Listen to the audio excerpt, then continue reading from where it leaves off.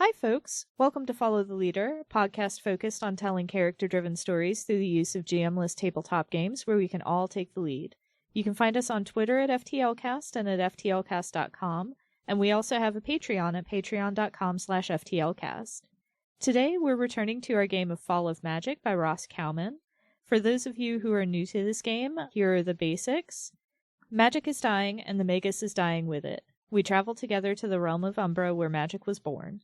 Fall of Magic is a collaborative storytelling game where we play a group of travelers in the company of the Magus. On the way, we'll encounter strange hosts, fantastic places, and perilous choices as we play to discover who our characters are, how they relate, and how our journey changes them. I'm August, and you can find me on Twitter at Harpydora, and my pronouns are they, them. Playing with me today we have Jade. Hi, I'm Jade. You can find me on Twitter at Jade Oxford Rose, and I use they, them pronouns. And we have Zach. Hello, my name is Zach. You can find me on Twitter at OffStittingGod. You can find the music I do at iambugbear.bandcamp.com, and I use he, him pronouns. And as a reminder, our lines, which are things we absolutely do not want to see, are homophobia and transphobia, racism, sexism, anti-Semitism, violence against children and animals, sexual assault, domestic violence or intimate partner violence, unwanted pregnancy, and plagues and pandemics. Our veils, which are things we're fine with addressing but will just fade to black on, are steamy situations, graphic descriptions of bodily harm, and terminal illness. Now that we've got all that, let's get started. Woo!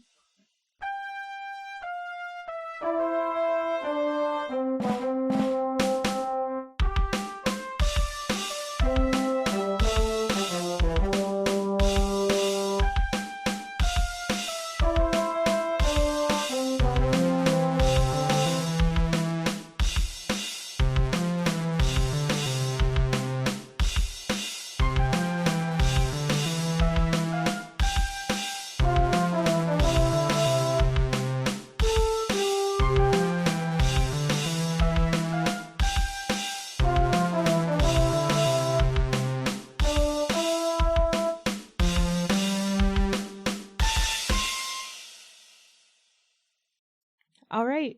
So, yeah, this is a continuation of the last couple of Fall of Magic episodes. We're not sure if this is going to be contiguous with those episodes or if we're going to have this be a separate arc. So you're going to have to just bear with us in the past being confused as to what's going to happen now when you're listening. If you haven't listened to the first couple of episodes, those are 51 and, well, it should be 2 episodes, so 51.1 and 51.2. There may be a 51.3, who knows? We went hog wild last time, so we'll see.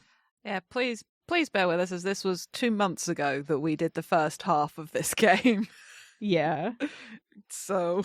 All right. Do you remember, are we still on the boat at like a fork in the river, or are we on the shore at a fork in a path? We're on the shore. Okay then. To be sure, we're on the shore. Mm-hmm. Yeah. So, behind us lies the winding twilight of the Spirit River. The Magus, in all of his many-layered, bearded, crooked-hatted eminence, stands stroking his beard, and he looks in the sky, and he kind of squints, says, "It looks like it's going to rain. That's it. We're going to want to head somewhere with a roof." And he turns left towards the mouth of the deep. No, right. He turns left, and then he turns around. To the mouth of the deep, what lights your way? I've discovered the issue with having these nameplates like this. Yeah. There used to be a way to make them go above, but it does not seem like there is anymore. Yes. Okay, so it's been a minute. we figure out, we do a scene on what lights our way, or like a thing on it, right? What does light our way? Because the Spark was used to light the fog before, right? Yes. Yeah. Do we still have it? That's an interesting question. I could check. Or the mist would. Because the way we sort of painted it was that it's a conduit of, or acts as a conduit for naturally occurring energy. And Arcady, let it be broken. But it's entirely possible that we could call its light now. Yeah. Which I like. It's but rather than it being like being forced to do it, we like request it. Yeah, I think it's like getting dark as we're walking towards the mouth of the deep, and Magus says, Arcady, there's it's going to be rather dark in the cave. Not a problem for me, of course, being an aged Magus of my whatever. But for your friends, especially those who photosynthesize, a bit of light probably would go a long way. Do you think you could ask your friend if they could shed a little for us? I can ask. Like, they blink a couple of times, like these electric blue eyes. Like, I thought it was almost a little crackle of static as they blink.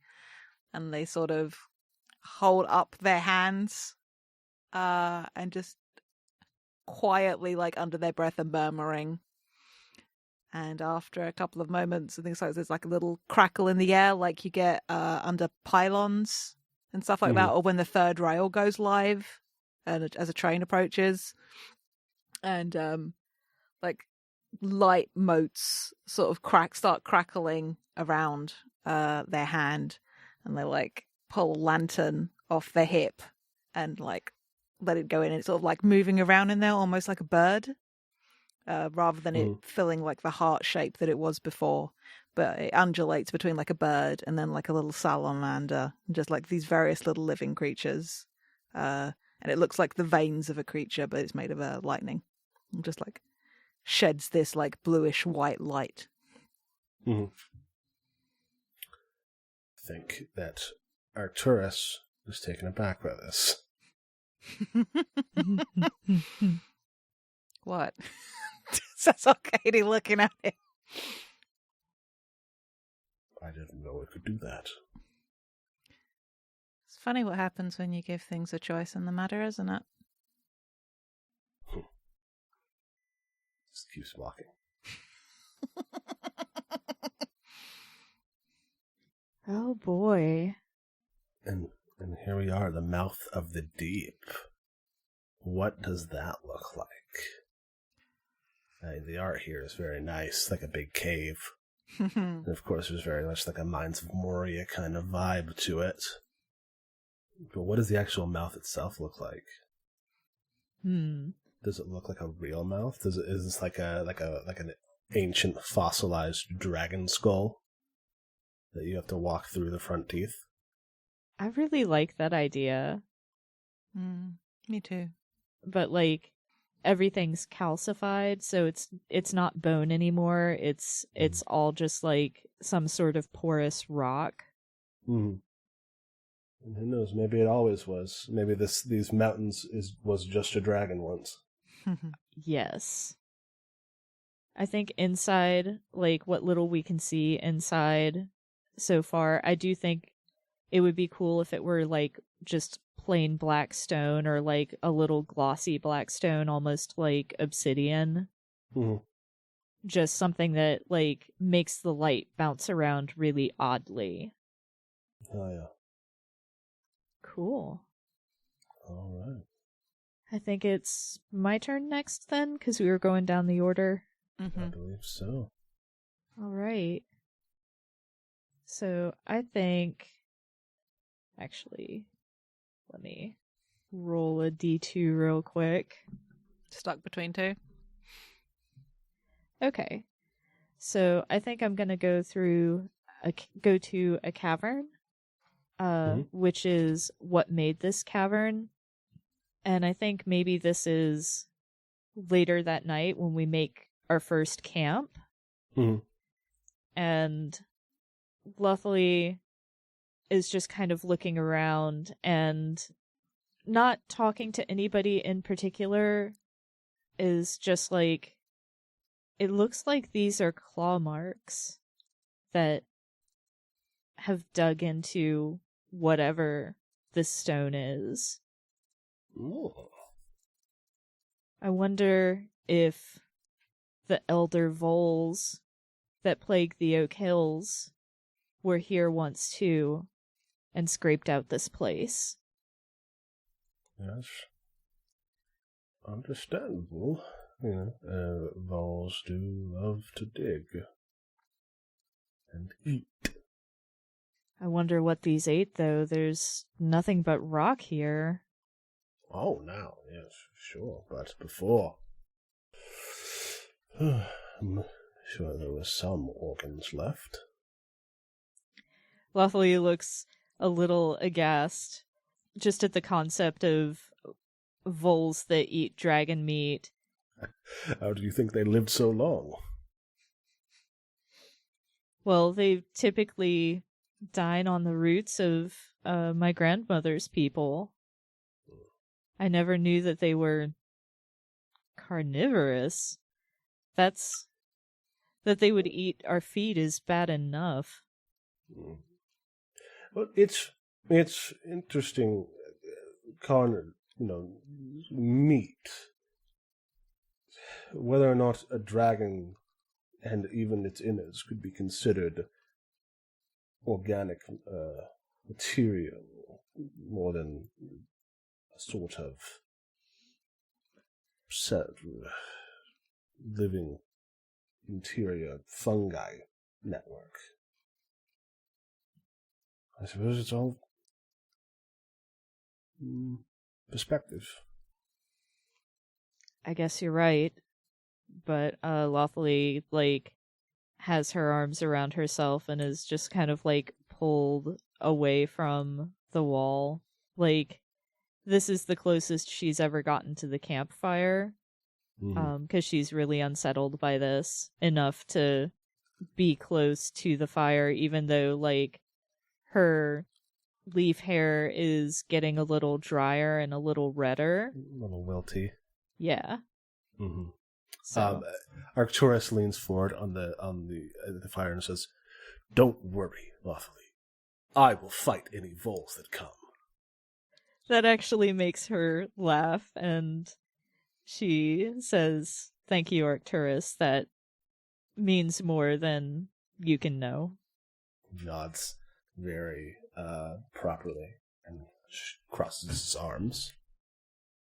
I don't know. I kind of like that as scene. Totally.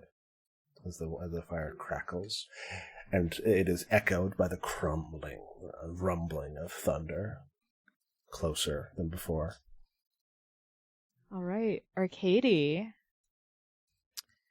With all this talk of elder voles, I'm just looking at cave dwellers, but also the deep way does sound very appealing.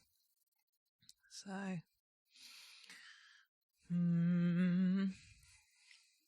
mean, you can do what I did. Yeah. No, I think I want to go with. Did you have a strong feeling about either of them, Zach, for Arcturus? I could go for the deep way. Okay, I'll take cave dwellers then. Cool. All right. So I think this is the next after we've rested, and we're moving further down. What feels like further down. It's kind of hard to gauge. There's not enough light, and if there is an incline, it's not steep enough to feel. Not an incline, decline. I think what's unsettling is the way that, regardless of how far we go, the thunder doesn't get any quieter. It just, maybe it's echoes still, but it's hard to tell. But it's just periodically there'll just be this rumble that bounces off the walls and like drowns out footsteps for a little before coming back. And maybe it's that the noise that we're bringing with us that causes this stirring nearby as we round a corner, perhaps. And I have to roll for these cave dwellers. Yes, because it's a peril. Yes. Ooh, that's the fun one. So I rolled for how are they like beasts, and I rolled a 6, which is the music. So maybe it isn't that we see movement first, it's we hear a drumming. Oh my god. And at first So it was this in is time going with to be our completely footsteps, so we didn't outdated. notice. Whoop. I think the two of you went out of sync for a second there. Yeah. Jade, you go. It's your scene. I was just saying, no, if you've got a thing. I was just saying about how I just don't think we notice it at first because the drumming is in time with our footsteps. So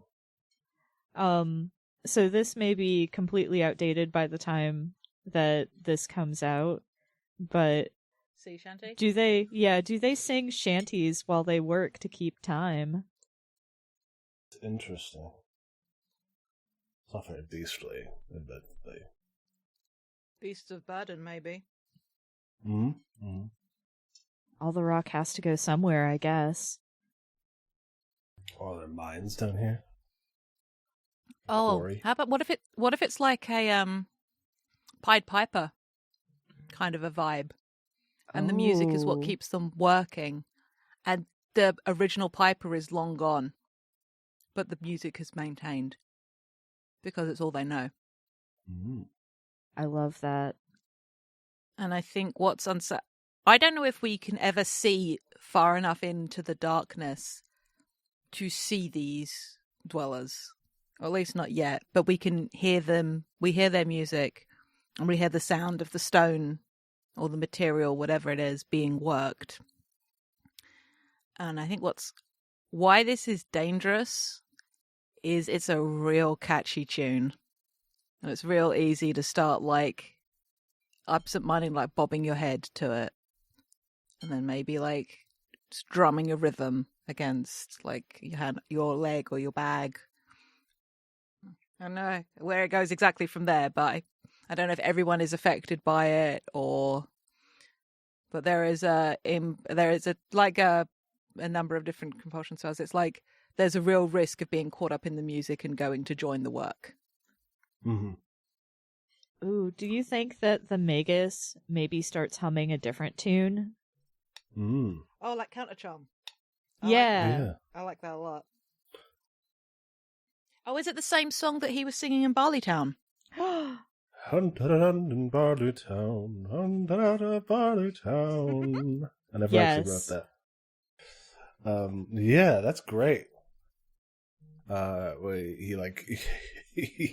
Magus actually goes into his big bag, which is like a big carpet bag, and pulls out like a little drum and a lyre, and hands them out to play a little song, a little ditty. Oh, I love the notion of this like polyrhythm that starts going on where we're doing like a counter melody. It's very fun and good. Yeah, and it doesn't drown out the other music, but it does stops us getting lost to it. It plays it like augments it in a way. Love that. Keeps us moving. Yeah. Dope. Yeah, that's really good. All right. I feel like that scene is sort of like we get far enough, and maybe like the song has to keep going, and we are all like exhausted, and the Magus is like almost hoarse from singing. It's tough. It's tough to sing for a long time. Yep. All right. Let's see how this goes. as we continue and enter the deep way. I think the sounds, the music kind of like begin reverberating such that it's like no longer a song behind us, but like just a soundscape of reverberations and echoes, like doubling back on themselves. So it's just like a kind of roar. And so like, the dark, you think of being quiet, but you don't think of the dark as being loud but in a way the dark is like bright in the way that it presses on your eyes as you move through this place. Even the spark becomes like kind of dimmed as we go through this one last stretch of chasm. We are like walking down the like spine almost, and below is just pitch dark, almost roiling darkness. And Arcturus looks down as they're walking, and it's like, when it's very, very dark, but you can still sort of see shapes that are less dark or darker. Mm-hmm. Like a feeling that, like, despite the fact that it's pitch black, you can still sort of like tell that there is some deeper or black or closer darkness. And it's like looking down at the sky and like storm clouds. Because when the storm gets to their most fevered pitch, the sky becomes black. And it's black beneath. And Arcturus almost like stops. He like slips a little bit. He catches himself, but he's like kneeling on the edge of this precipice. And this echoing roar from the song in the cave dwellers like realm kind of washes over him, and it's louder the closer he gets to this dark abyss, and he thinks almost for a moment that he hears words in it, and he hears the darkness ask him, "Do you understand why normal people hide in their homes when the storms come?" Is he the only one hearing this? Yeah. Cool. That, he is a member of the Storm Guard, the best of the best, who, ride the lightning, but when lightning strikes, it destroys what it touches. And what is the pride of that? And like the like roar in his ears gets louder and louder and louder and louder until like somebody like touches him on the shoulder and like breaks him out of this reverie, and it's gone. And it's actually been silent for the last while walking. Who's the one that touches his shoulder? I think it's Arcady. Like, they have the same, affinity for the storm that he does. And they sort of, I know, they're about the same height. I remember Arcady's actually tall. One of my few characters who is tall. No, he's on the ground anyway. He's like... Yeah. So, like, they have their hand on his shoulder, and, like, their eyes don't glow full on in the dark, but, you know how, like, the aftermath of a bright light or lightning in the dark, and you see the vague spot in front of your eyes? That's what their irises look like in the dark. Like, the aftermath of lightning. And, they meet you guys and like, are you okay? And Arcturus looks up, and his eyes were also that glowing, like electric blue. And now they are gray. Oh. I think that's an in-character O as well. And he kind of like mutters something under his breath and stands up and, like double times it to catch up with the Magus. Whew. Cool Oh as hell. boy. That's going to have absolutely no repercussions at all. Sure. Oh, of course not. And now the Magus is going to go to the next side of the map, I believe. Yep. And now we go underground. Ooh, some fun things on this side. Oh, yeah. There we go. So, the only place that we can go is the Hanging City, the hospitality of the Rag Draggers, which I think it's one of those things where the cave narrows for a bit, but there's a light, like very dim, flickering ahead of us. And we can see that the walls of the cavern have changed. It's no longer like the claw marks. It looks more smooth and natural. And maybe above us we can see like some bulbous calcified stalactites that were maybe once spines on a vertebra of the dragon. And like this is where we're coming out at its tail. Deep, deep, deep underground, but there's still the light ahead of us. And as we get there, it opens up onto the Hanging City. And I think I don't want the Rag Draggers to be like mole people or anything like that. Part of me wants to be kind of on my bullshit and have it be not zombies, but like unquiet dead. Like this is where the corpses of people who've been buried go when they're not ready to be dead yet. Mm-hmm. Ooh, love that. And they're called Rag Draggers partly because, they typically don't bother to get out of the kind of like decomposed clothing that they were interred in.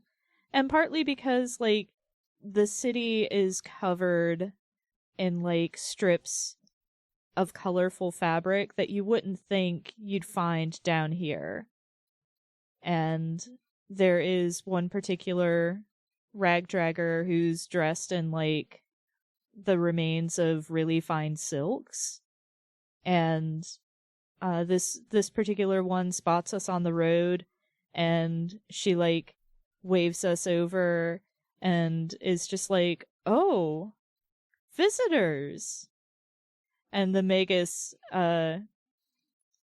his voice is really rough because, you don't just magically recover from having sung for so long, but he gives a hoarse greeting as well. Hello. Exactly. And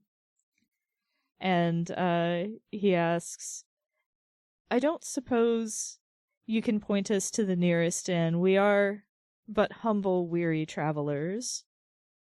And she smiles. She introduces herself as Samantha, and she says, "I'll be happy to guide you." And she like waves for all of us to follow into the brightly colored city with all of the lights. So that's how we find ourselves in the Hanging City, taking advantage of their hospitality. Alrighty. Sorry for making everything dead again. No. Is it me? Yes. I do believe it's you. Alrighty. Which of these to choose? Because we're being led there, I just might need help to come up with it, but I like the guest house as we're shown our way there. The prompt being an offensive custom.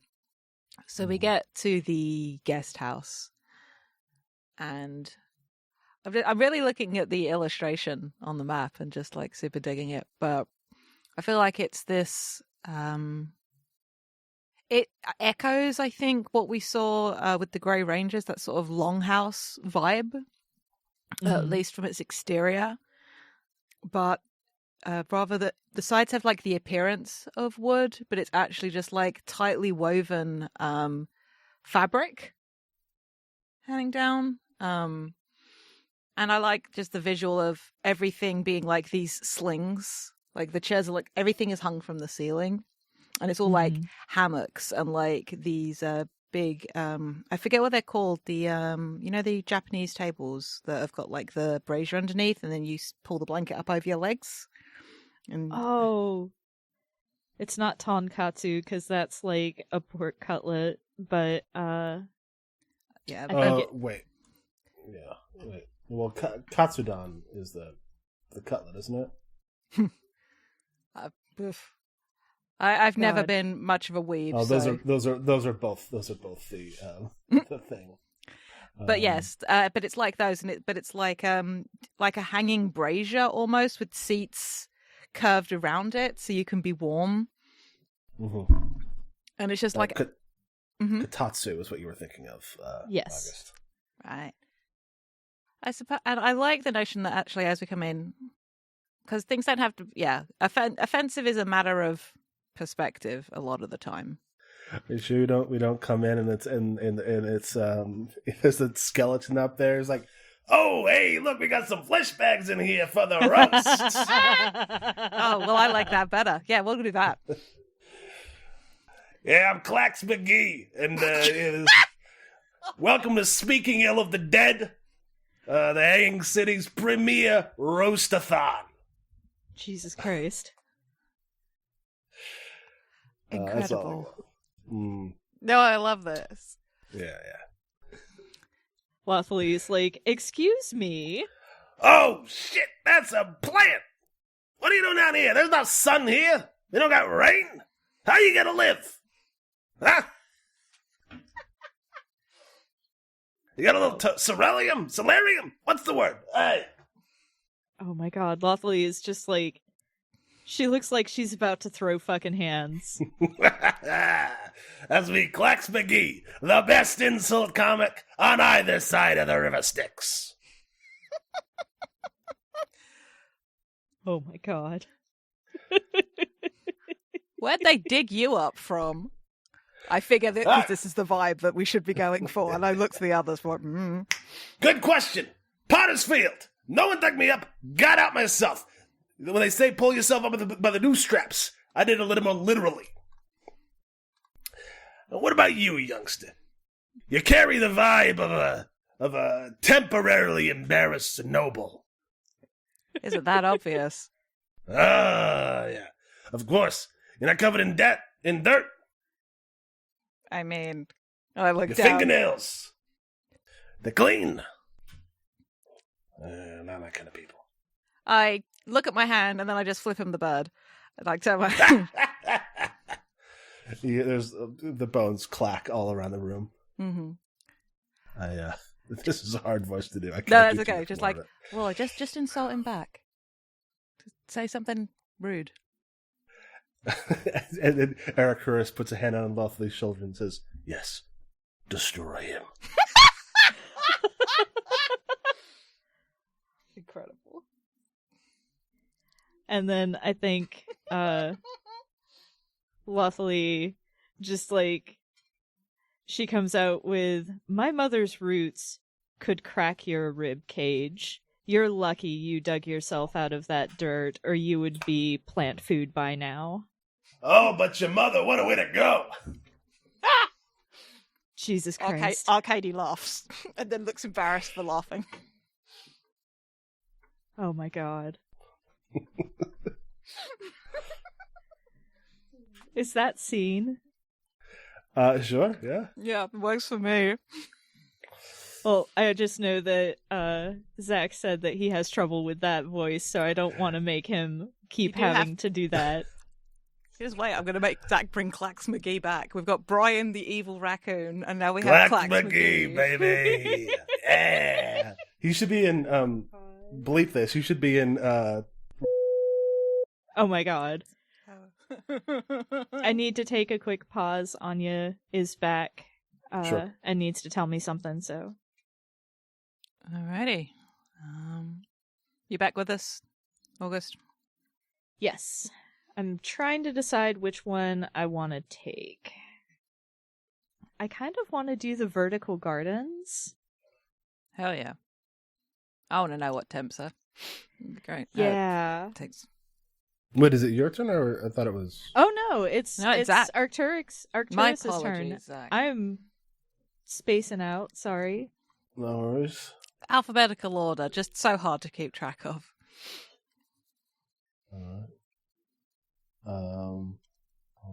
Okay. Yeah. So that's fair. I think what I will go to is the rope hoistway. What enters the city?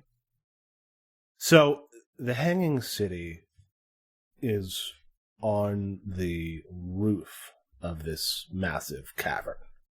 But we did not start on the roof, we started on the bottom, obviously. And so all throughout the city are these massive elevator systems, and they're called hoistways, which would make you think that there's pulleys, but there's actually not. Because rolling up each side of this massive cavern is this spider web mishmash of pipes, like old tarnished copper piping that pumps, that taps into and then diverts steam and pressurized air. So all of the actual elevators are hydraulic or air powered. Is that hydraulic? Hydraulic sounds like it would have to involve water in some way. Pneumatic, I think. Pneumatic. Yes. Which is totally fine when your organs are no longer like organs. But it does mean that getting anywhere in this town means going on a roller coaster. Oh my god. Love it. Yeah, so there's pipes that like shoot people all over the place, controlled by a very complicated series of valves, and so while we're at the guest house, Arcturus is like, I'm going to go find some supplies and make sure that we're all ready to go. And then it goes to like, how do I get to the market? And they're like, oh, easy, right in here. And they put him on a chair that is connected to a rail. And it's like, wait, I don't understand. It just disappears. I do want to make a suggestion. Mm-hmm. Because these folks are all dead, I would want to suggest they have like harnesses or something just in case, because they can't heal if they get thrown off a cliff or something. They definitely strap him in. Okay, good. Yeah. So he's got like a harness around his chest. It's like a what's the word? Roller coaster. Mm-hmm. And it just blasts off across the hanging city. And so he comes back an hour later with supplies in like a very tight grip, and his hair is just even more windswept than it usually is. Just as if anybody needs anything, I would suggest that you walk. And he just sits down. Oh my god. That's all I got for that. I love it. That's delightful. I just like the visual of the Magus just being there, just like sips a cup of tea, just like pneumatics, and just wonderful contraptions. quite invigorating. Mm-hmm. Good for clearing out the sinuses. Oh my goodness. Now it is Lothler's turn. Yes. So yes, I'm going to the Vertical Gardens, whose caption is Temptation. And I'm gonna have to think a little bit, just because I am not 100% sure what would tempt her down here.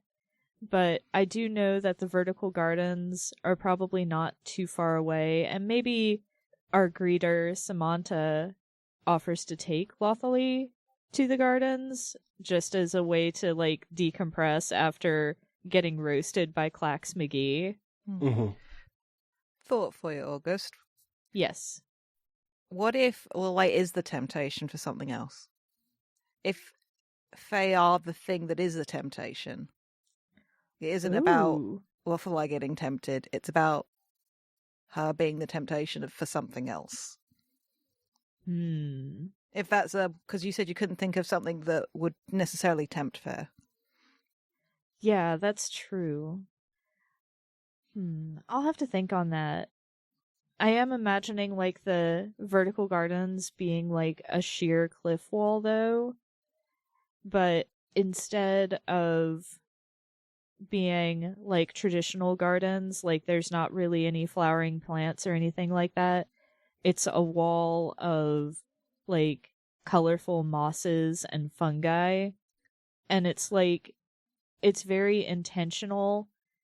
It's cultivated partly in like decorative patterns, like, you know, it paints almost a mural on the wall. And like, this isn't a small garden. I'm imagining, like, you know, wonder of the world kind of thing. Like, this garden is gigantic, and it's just like part of it's a mural, and like parts of it have scaffolding where you can see rag draggers just walking along and plucking pieces of moss and maybe leaving some sort of living matter, you know, because they're cave dwelling creatures and stuff, but, you know, leaving some sort of living matter to feed the plant that the moss is a plant, but, you know, the plant or fungi that they harvested from.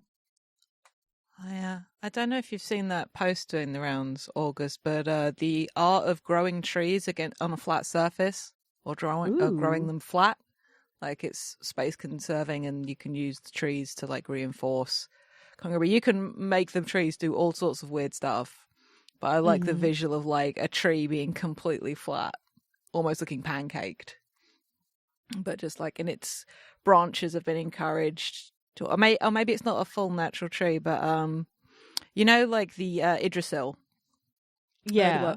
like that, but growing like down, and it's been cultivated, and it's got like these big sweeping branches. Ooh, yeah. And like moss dangling from it, like almost like, you know, almost like how the Spanish moss dangles from the trees down in South Georgia. And it's beautiful. Like, even though like Lothalie, I imagine, has like an aversion to fungi because, you know, root fungi are a problem for tree ants and things like that, even she can recognize it's beautiful.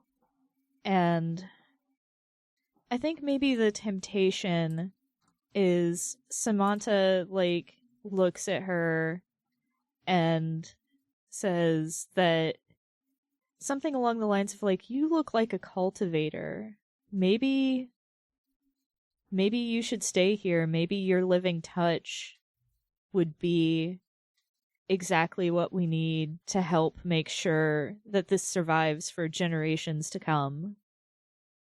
And I think Lothalie, like, she doesn't have the same sort of like visceral no reaction that she had to the previous time she was among the dead. And she actually like considers it for a moment, because these are actual living things.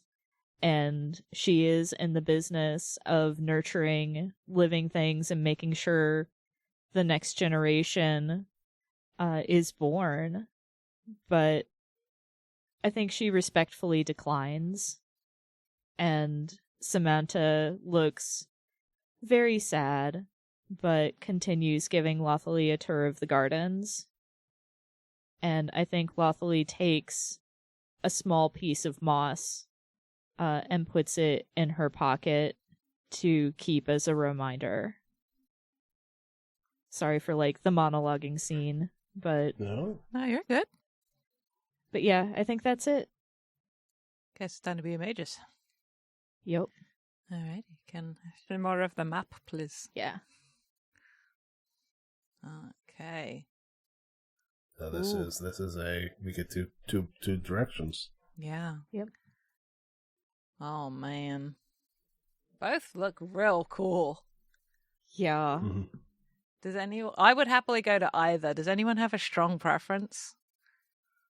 I don't know, like both of them have the potential for really, really cool visuals. Mm-hmm.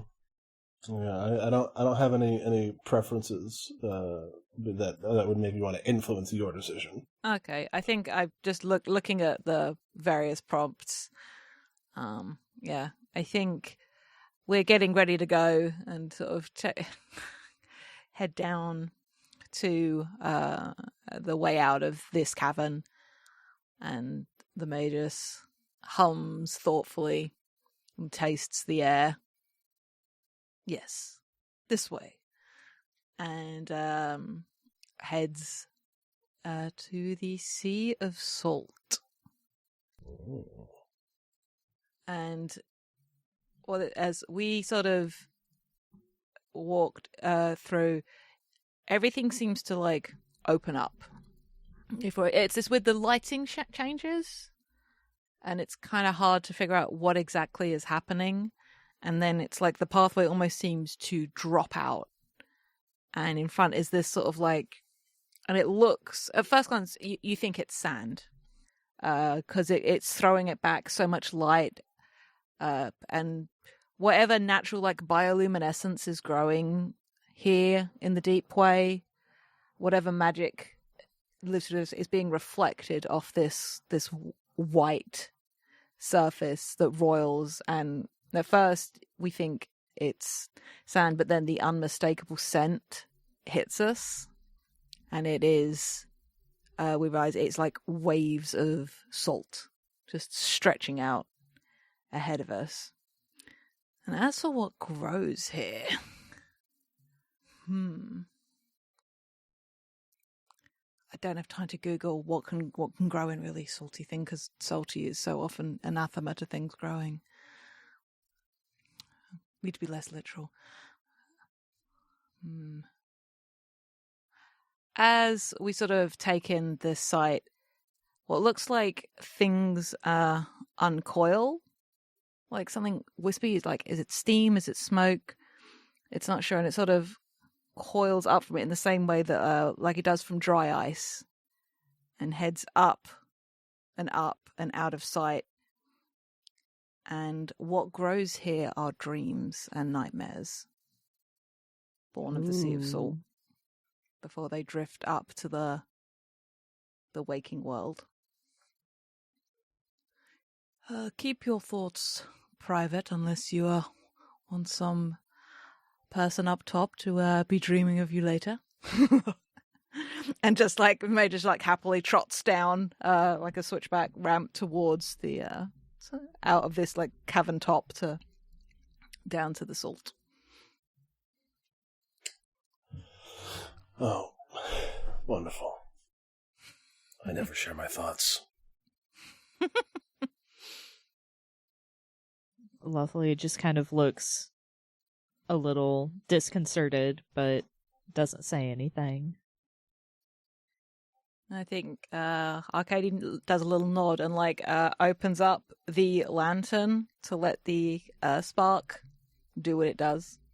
Because there's enough light in here that we don't need it to see by. Mm-hmm. And just like, you'll find us. Yeah. So Arcturus. You're first. Oh, boy. Well, I think...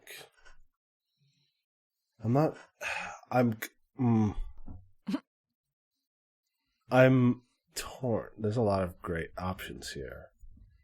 But I think the one that is like, wow, that would be swell. That would fit what has been established is a backward storm lashed by strange reversals. Because Arcturus is, does not share many of his thoughts, but doesn't have them. So how are we? There's like boats on the Sea of Salt, but they look like they're like shipwrecks in this art. Are we like walking across the Sea of Salt? I like the visual of us walking, but also the notion of ships is good, that maybe like these shipwrecks that like sometimes get pushed up out of the salt. Think like the sandworms in June, but periodically we'll just see these ships rise up out and then go back down again. Terrifying. You're welcome. Cool. Mm-hmm. So I think as we're walking, there's that rumbling again of distant thunder, but no longer distant. May I make a Mm-hmm. may I add a detail? Yeah. Since it's a backward storm, like the thunder rumbles in reverse. So like we hear like the building of it and then the clap. And then it's just dead silent. Yeah, absolutely. And Arcturus looks behind, and at the shore there are a number of people standing behind us, with like in the distance behind us, with but you can see the light of their eyes in the darkness. Mm-hmm. And then there is a deep and terrible burst of pitch darkness, and suddenly right behind us there is a huge tree jutting up out of the ground, or it looks like a tree, but you realize is burned, calcified like glass in the shape of a Lichtenberg formation, as though the lightning had struck out of the ground and then immediately formed. And Arcturus grabs Arcady and says, "I don't want to know what happens if that shoots up where we're standing." Right. And picks them up and starts running. I have legs, you know. But I think seeing him this unnerved is enough to make Arcady just like not protest more than that initial outburst.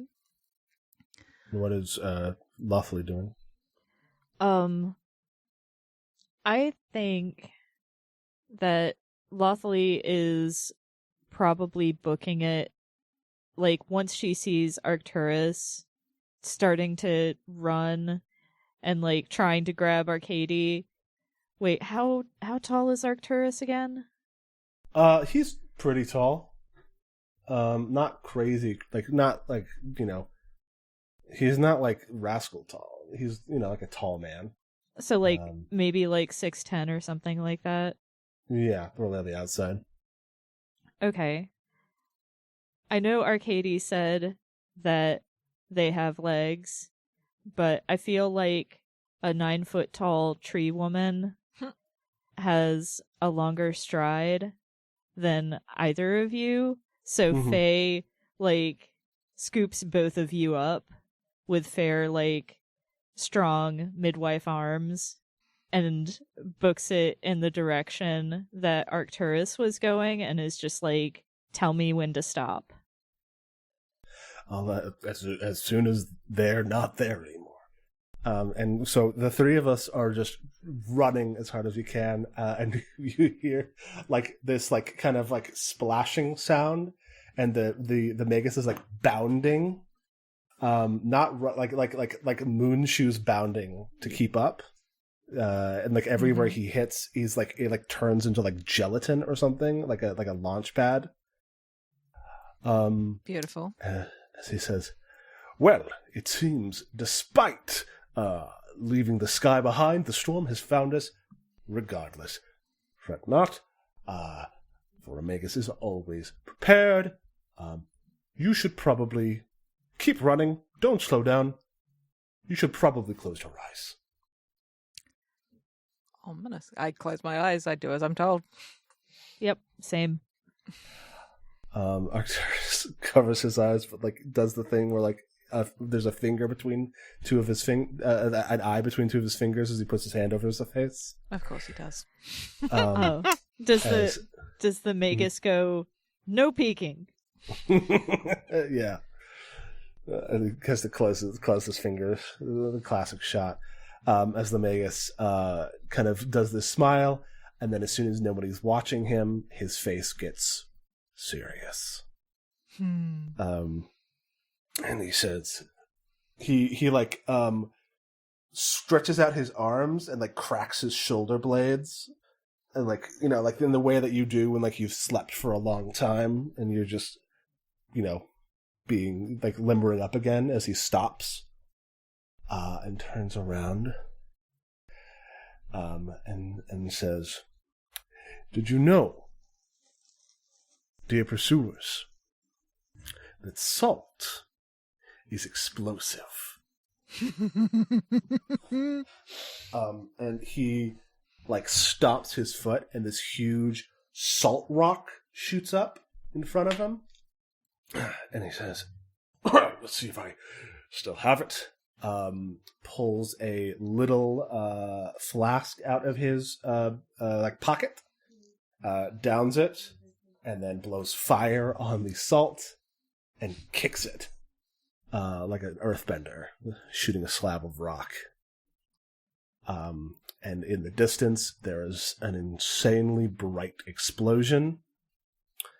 And for now, those pursuers are dealt with. That was cool as hell. Yeah. And he, the Magus burps a little bit, and like some smoke comes out of his mouth.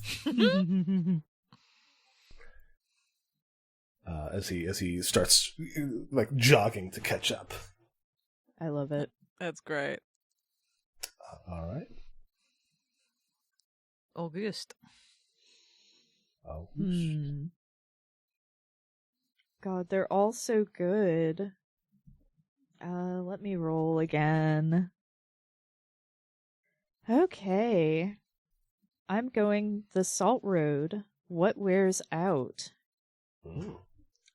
I mean, I think that we're all worn out by the time we hit like the ultra packed salt. Like, I feel like the Sea of Salt has mostly been like largely kind of loose salt that holds its shape. Mm-hmm. But this is like one giant salt crystal that's in the shape of a road. And like some of the salt rises up on either side. Like you still got the Sea of Salt to both sides of it, but this one is very clearly a path through. And I think we actually like slow down, and we're all worn out from running. And the Magus in particular, I think, looks incredibly worn out after all of this. And I think Luthily like turns to the Magus and is just like, "Can we rest? Just for a moment." Well, maybe a little longer than a moment. There's very little light down here. I need to rest. Of course. Just sort of leans forward and like his bones like seem to creak a little. A little rest, I think, would be good for all of us. I think maybe like he pulls out, because we established he had a pipe, but he hasn't been partaking much recently, but he pulls out a pipe and puts a pinch of a plant in it, whether it's tobacco or something like fantasy pipe leaf or something like that. Who knows? But he puts some plant in the pipe and then goes to light it, like, with like a snap of his fingers, and maybe there's a tiny spark, but nothing else comes. And he's just like, and pulls out like flint to light his pipe with, and just kind of Luthily looks a little alarmed at that. Like, she knew on some level that, like, magic is dying, fall is coming, and winter comes after fall. But it probably wasn't until this moment that Faye realized that magic is a thing that can wear out too. Like the lines on his face are more distinct than they've been this whole time. Yeah. I think that the rosy hue to his cheeks is sort of much less as well. Yeah. Exactly. And so I think she maybe like takes a seat next to him, which is very comical because I'm imagining he's not as tall as the rest of the party. Yeah, I was imagining like average sort of 5'7", 5'8". Yeah.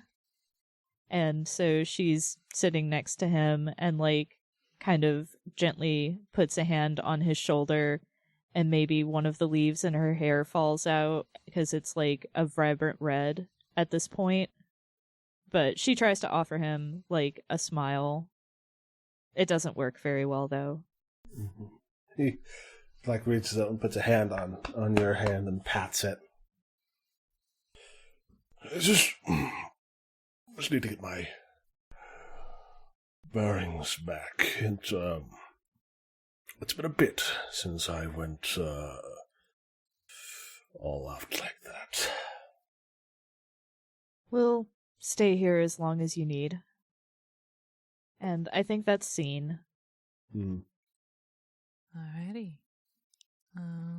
As we already had a badass battle already, I'm sure there will be more fighting to come, but I'm going to go to the scrap farm.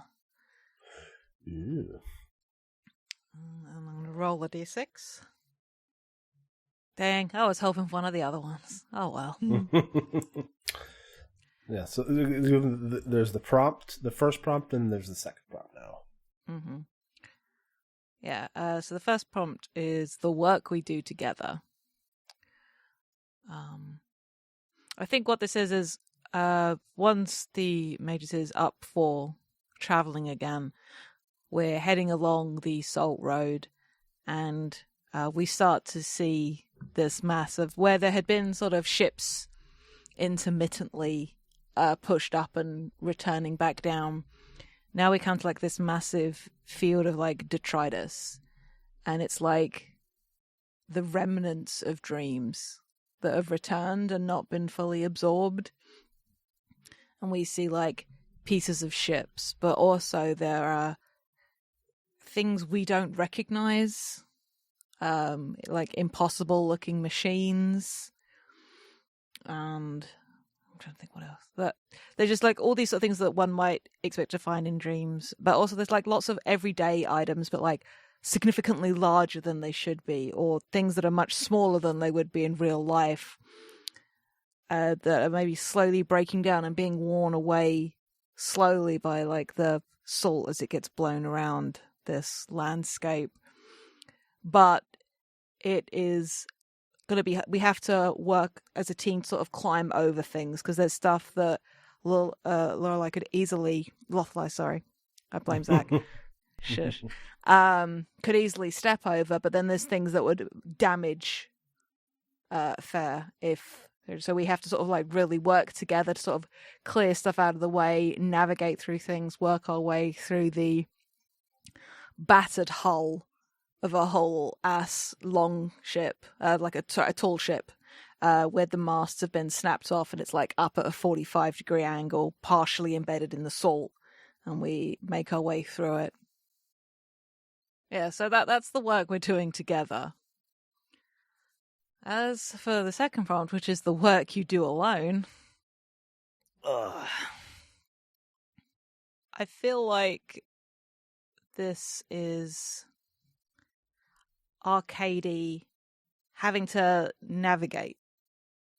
But it's weird because they're feeling like drawn in a certain direction. And they're trying to work out whether that's because this is a place of dreams or whether they instinctively know where to go or whether that is the storm calling them.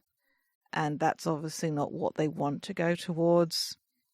And they've sort of climbed up the remnant of one of these masks to try and get a bearing for this. Because at this point, the Magus is like up to traveling, but maybe can't get the magical bearing yet. So Arcady is attempting to do it instead. And they're like perched on this broken mast piece, looking out over the scrap farm, heels sort of bouncing against the dry wood, looking out and trying to pass their thoughts as to what is the right way to go. Actually, and I like the thought that they have pulled a compass of sorts from their pack, but rather than it being like a needle in there, they've like released a little of their own innate electrical energy into it that's sort of spinning in there and like creating a needle, and it keeps spinning and stopping and pointing in a direction, then it will spin and point in a different direction. A little bit Jack Sparrow's compass, a little bit of lithiometer. They're trying to figure out what to do, and they just like shake it a couple of times, just like, come on. It's not a magic 8-ball, child.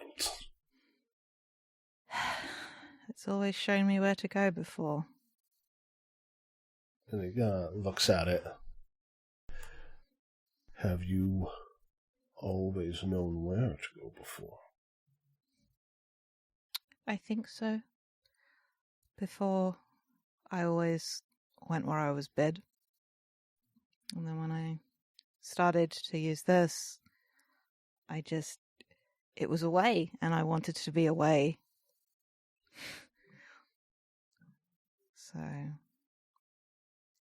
So I think so.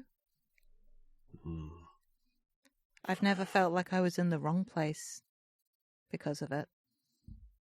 What about now? I sort of look out over the salt and the wreckage of dreams in front of us. The gigantic like sword sticking out of the wall, out of the ground, next to like a foot, like a whale skeleton that's like way smaller. And they smile a little, and just like, I could have gone my whole life without seeing this, without meeting you, without meeting Lothalai. I do think this is right. But you are having a hard time seeing where to go next. Yes.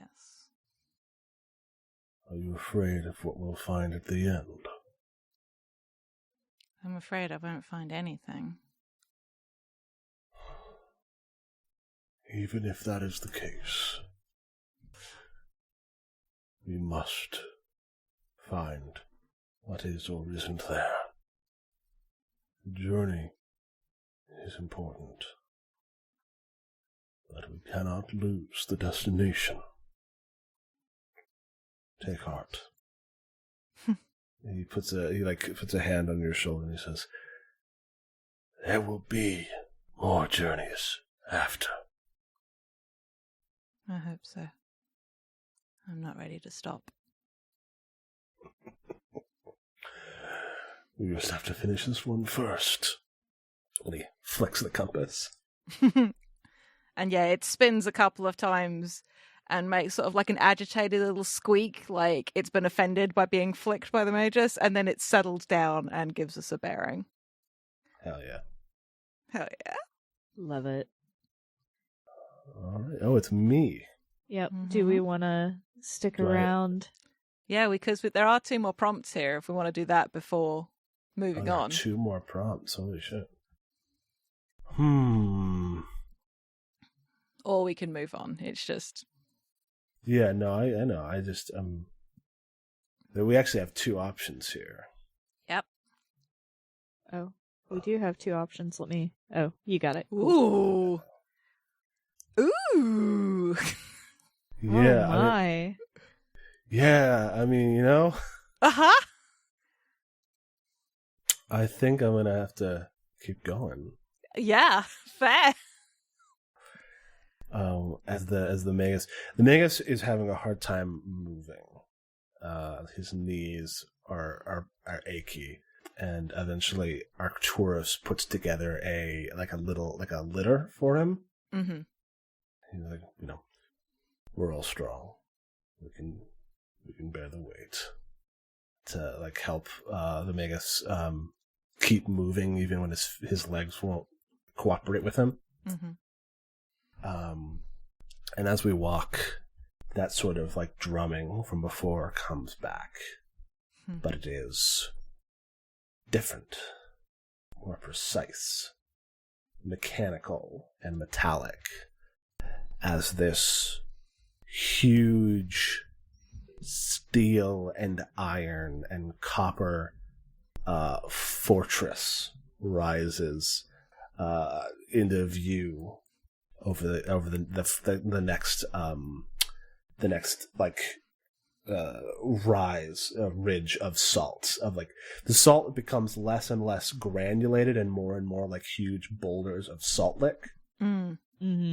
Until it finally just becomes new stone and like fuses into stone ground that surrounds this fortress, from which can be heard pistons firing as we arrive at the fortress of Karst and must throw ourselves upon the hospitality of the machine, which is... I'm kind of torn. Is the fortress the machine, or is the fortress within the machine? Or is the machine within the fortress, rather? I mean, I think it would be more interesting for the entire fortress to be the machine. Mm-hmm. Like, it might seem like individual pieces of it are separate, but they're all part of the same thing. Mm-hmm. So we carry the Magus up the stairs to the entrance of this great fortress as the doors slide open, and there is like a moving walkway inside, like an airport's, a conveyor belt, like a tread, and this voice comes, and you would expect like this booming, grandiose voice, but it comes and speaks softly and evenly. It says, "Hello. Your journey is almost over. How can I ease your pain?" Ah, this is so good. I'll say my brain just did the Beyonce like reaction meme, but it was just like Minos, because I think Arcadia looks a little alarmed at that, frankly, because that your did. bones are weary, and your minds heavy. Please rest in safety and peace. And like a little spritzer comes down and mists lothily. Oh, that's such a good visual. And a sun lamp rises from a panel in the floor. Oh my god. I don't think Lothely has the wherewithal to say anything. It's just there's like a little bit of creaking of wood as like I don't think her hair is necessarily made entirely of branches, but like there's definitely some little branches supporting the leaves, and they're very clearly turning towards the sun lamp as she closes fair eyes. Mm-hmm.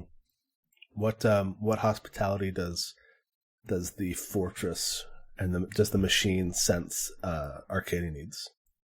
It's a real good question.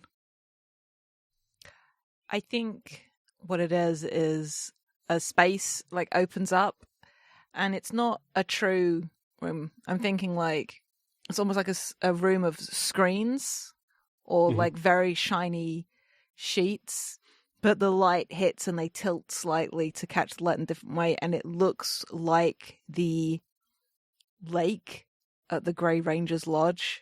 Mm-hmm. And it's just very still and calming. Mm-hmm. And they visibly relax a little on seeing it. And they step in to this room and just sit down and breathe. Mm. As an automated, like a motorized wheelchair kind of comes up and with arms to help the Magus sit more comfortably. And what about Arcturus? Arcturus kind of watches all of this, and nods at everyone and says, "Good job. I'll make sure that they relax properly." And the machine kind of whirs a little bit in like the kind of ratcheting of gears that sounds almost like a laugh. Mm-hmm. And it says, "Do not be afraid, Sir Regulus. There will be other storms, and the clouds will always welcome you back." And Arcturus just kind of doesn't say anything and turns away, but the conveyor belt at his feet gets a couple little droplets of water. Like, how dare you give me so many feels for this uptight storm, man. And yes, as the machine opens its arms to us, what is our next scene?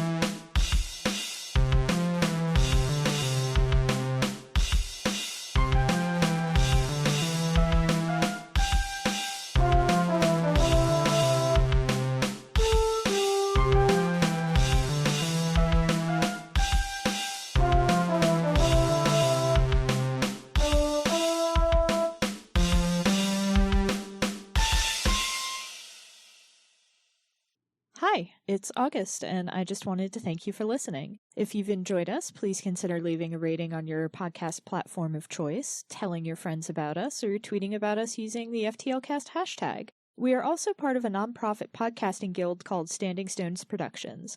We do a variety of shows, including The Room Where It Happened and Dumb Kids Playing Hero, 2 actual play shows, and a Steven Universe discussion podcast called Gay Space Rocks. We also do live streams at twitch.tv/StandingStonesProd. You can keep up with everything that we do on Twitter at Stones_Standing. Unfortunately, Standing Stones was already taken. Your support means a lot. Thanks again!